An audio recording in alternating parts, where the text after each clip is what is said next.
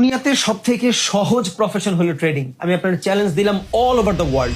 আপনি doctor engineer হবেন, 12-13 বছর পড়াশোনা করবেন, আপনি ভালো একটা সার্জন হইতে পারবেন কিনা জানি না। কেন? বিকজ আপনার রক্ত দেখলে হয়তো হাত মাত সব কাঁপে। সো আপনি 12-13 বছরের পড়াশোনা জাস্ট নর্মালি পার করে ফেললেন, কোনো লাভ হবে না।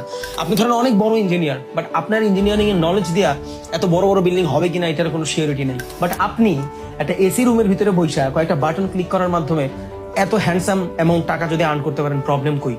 একটা জায়গাতে প্রবলেম আছে, সেটা হলো আমাদের সাইকোলজিতে। কেন? সাধারণত একটা প্রফেশন বিল্ড করতে মোটামুটি 12-13 বছর সময় লেগে যায়। এবার আপনি পড়াশোনা করে করেন আর বিজনেস করে করেন, বাট এই সেক্টরে আপনি একটা বছর নিজে দিতে চান না। যেমন ধরেন আপনি অ্যাভারেজ 60 বছর বাঁচবেন, আপনার বয়স কত? 20 থেকে 25 বছর।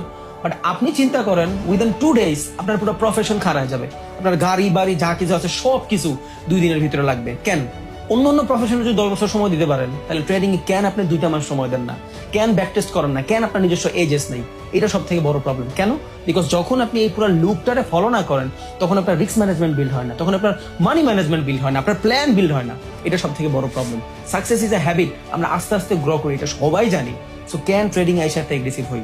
সো একটাই সাজেশন দিতে চাই, দুনিয়াতে সব থেকে সহজ প্রফেশন ট্রেডিং, যদি আপনি এটা বেটার ভাবে লার্ন এন্ড এটা বেটার ভাবে প্র্যাকটিসটা করা শিখা যান।